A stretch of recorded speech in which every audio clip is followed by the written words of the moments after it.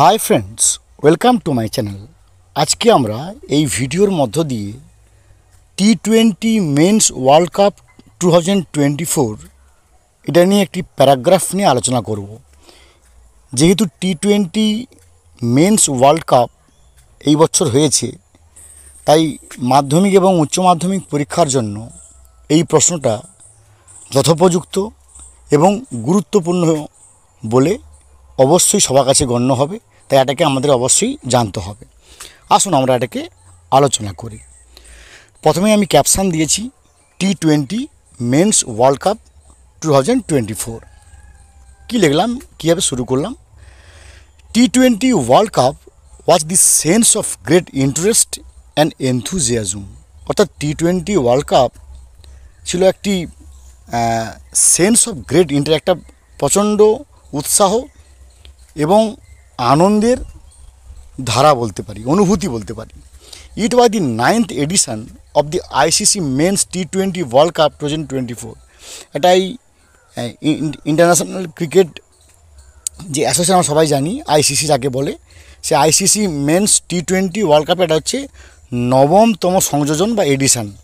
It was hosted by 2 countries, West Indies and United states.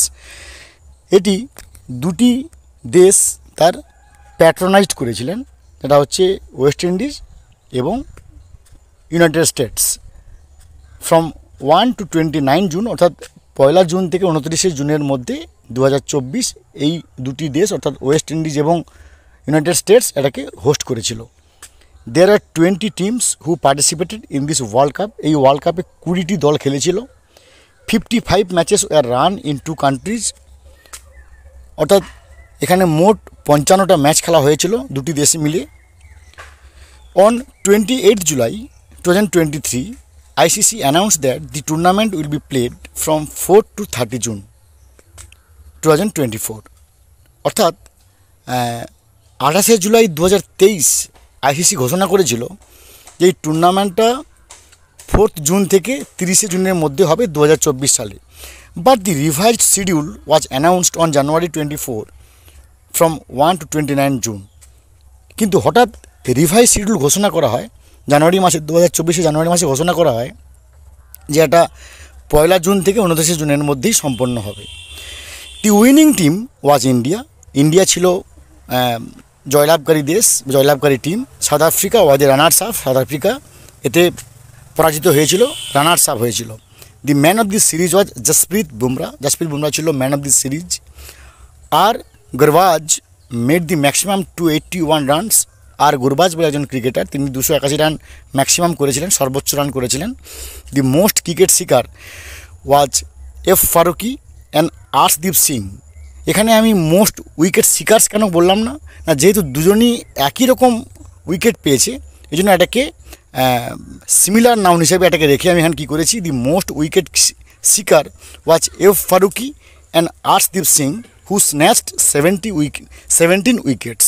অর্থাৎ যেহেতু দুজনই 17টা wicket পেয়েছে, এই জন্য এখানে আমি এটাকে রেখেছি যে দি মোস্ট উইকেট শিকার। এখানে শিকার হবে না এই কারণে যে দুজনেই যেহেতু একই রকম তাদের সম্পন্ন ট্যালেন্ট দেখেছি, এটাকে ইংরেজিতে বলা হয় সিমিলার নাউন বা সেম এন্টিটি। যাই হোক, the final match was nail biting one where our heartbeat seem to a stand still at a particular moment. Final খেলাটা এমন একটা জায়গায় পৌঁছে গেছিলো যে কিছু একটা নির্দিষ্ট সময় আমাদের মনে হচ্ছিল যে আমাদের হার্টবিট বোধ হয় এই থেমে আসছে। Surya Kumar Yadav made his world record of catching that can not be forgotten in coming 1000 years. Suryakumar Yadav তার যে ক্যাচটা নিয়ে ওয়ার্ল্ড রেকর্ড করেছিল, যে রেকর্ড আগামী 1000 বছরেও আমরা ভুলতে পারবো না। তো ফ্রেন্ডস, এইভাবে আমরা একটা প্যারাগ্রাফ লিখলাম। যদি কোনো প্রশ্ন থাকে প্রশ্ন করুন, আমি অবশ্যই আমার বিদ্যে বা বুদ্ধিমতো উত্তর দেওয়ার চেষ্টা করব। ভালো থাকুন, have a good day, thanks.